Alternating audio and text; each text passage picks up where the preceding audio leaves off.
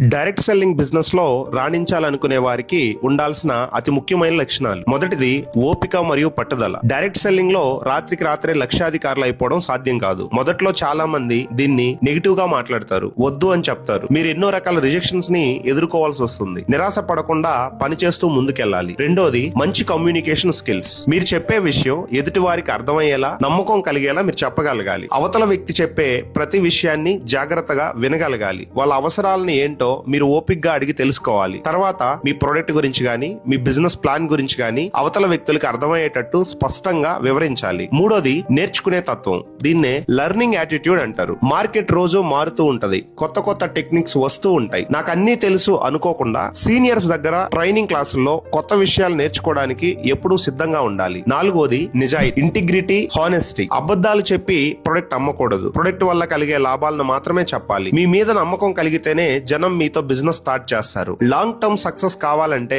నిజాయితీ చాలా ముఖ్యం. ఐదోది సెల్ఫ్ మోటివేషన్. ఈ బిజినెస్ లో మీకు బాస్ ఉండరు, మీరే బాస్. కాబట్టి ఎవరో వచ్చి పని చేయమని చెప్పే వరకు ఆగకుండా మీ అంతటా మీరే మీ గోల్ పెట్టుకొని క్రమశిక్షణతో పని చేయాలి. ఆరోది రిలేషన్షిప్ బిల్డింగ్. డైరెక్ట్ సెల్లింగ్ అంటే కేవలం వస్తువులు అమ్మడం కాదు, మనుషులతో సంబంధాలు పెట్టుకోవటం. మీ టీం సభ్యులతో మరియు కస్టమర్లతో ఒక మంచి స్నేహపూర్వక సంబంధాన్ని మీరు కలిగి ఉండాలి. ఒక లక్ష్యం పెట్టుకొని ఆ లక్ష్యం కోసం మీరు పనిచేస్తూ ముందుకెళ్లాలి. దీనికోసం పాజిటివ్ థింకింగ్, ప్రొడక్ట్ గురించి పూర్తి knowledge, leadership skills and timing follow చేస్తూ ఆన్ టైం మీ టీం ని, మీ కస్టమర్స్ ని ఫాలో అప్ చేసుకుంటూ మీరు ముందుకెళ్తే ఈజీగా మీరు ఈ బిజినెస్ లో ఒక పెద్ద సక్సెస్ ని చేరుకోవచ్చు.